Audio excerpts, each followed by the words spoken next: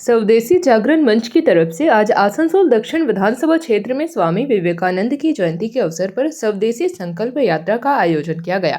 इसमें बड़ी संख्या में लोगों ने हिस्सा लिया। इस बारे में आसनसोल दक्षिण के विधायक अग्निमित्रा पाल ने कहा कि आज का दिन बहुत खास है और स्वामी विवेकानंद की जयंती है। वह स्वामी विवेकानंद जो कहा करते थे कि गर्व से बोलो हम हिंदू हैं, लेकिन आज शायद ही हिंदू में गर्व की वह अनुभूति कम हो चुकी है।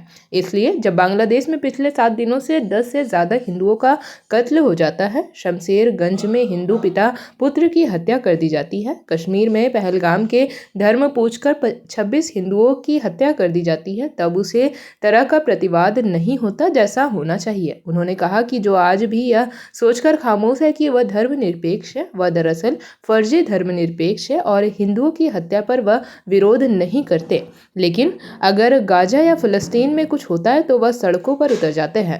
দক্ষিণে আমরা একটা বিরাট বর্ণাঢ্য সভা বের করেছিলাম হিন্দু স্বদেশী মঞ্চের নেতৃত্বে, তাদের আয়োজনে এবং সমস্ত সাধারণ মানুষ সেখানে যুক্ত হয়েছিলেন। এবং শুধু আসানসোল দক্ষিণ নয়, সারা ভারতবর্ষে সারা পৃথিবীতে আজকে স্বামীজি যে কথা বলে গেছেন, যেভাবে পথ দেখিয়ে চলেছেন আজকে যুব সমাজকে, তার কথা কোনোদিন যুব সমাজ এবং ভারতবাসী ভুলবে না।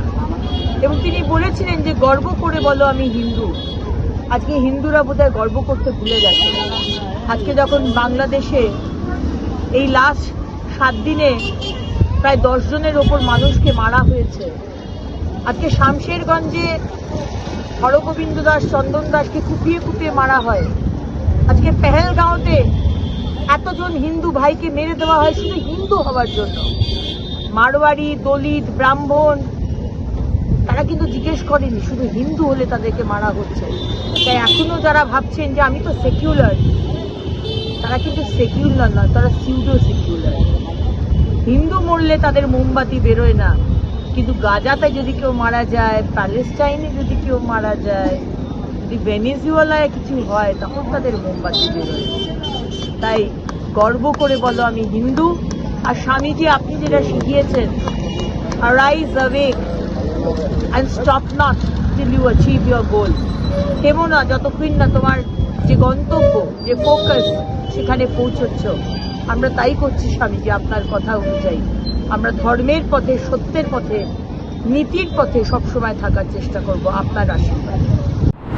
जेपी भारत लाइव, भारत की बात जेपी के साथ। वीडियो को लाइक करें, शेयर करें और चैनल को सब्सक्राइब करें।